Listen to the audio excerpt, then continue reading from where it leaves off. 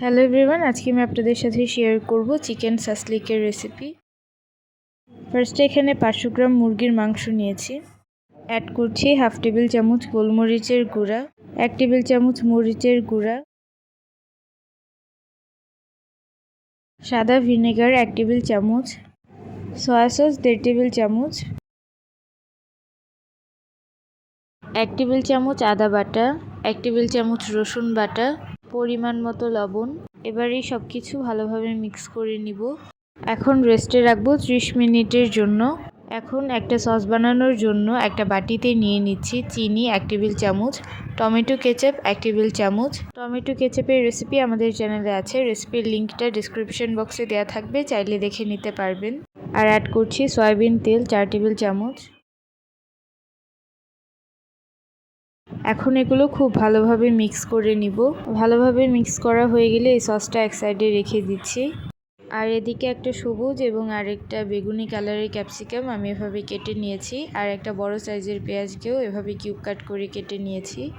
এখন যেই চিকেনটা ম্যারিনেট করে রেখেছিলাম সেখানে ক্যাপসিকাম আর পেঁয়াজগুলো দিয়ে দিচ্ছি। এখন সব কিছু একসাথে মিক্স করে নিব। এখন একটা স্টিকে একে একে ক্যাপসিকাম, চিকেন এবং পেঁয়াজ গেঁথে নিচ্ছি।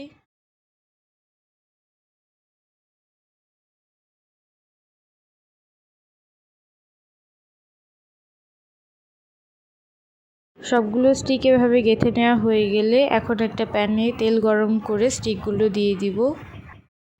যখন উল্টে পাল্টে প্রায় ভাজা হয়ে যাবে তখন যে সসটা বানিয়ে রেখেছিলাম সেটা উপর দিয়ে ব্রাশ করে দিতে হবে। এখন আবার উল্টে পাল্টে ভেজে নিব। সব সাইডে উল্টে পাল্টে সস লাগিয়ে নিব।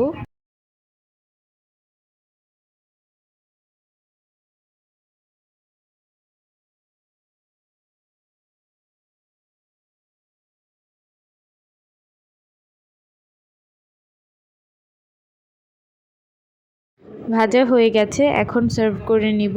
সো খুব ইজিলি বানানো হয়ে গেল চিকেন সাসলিক।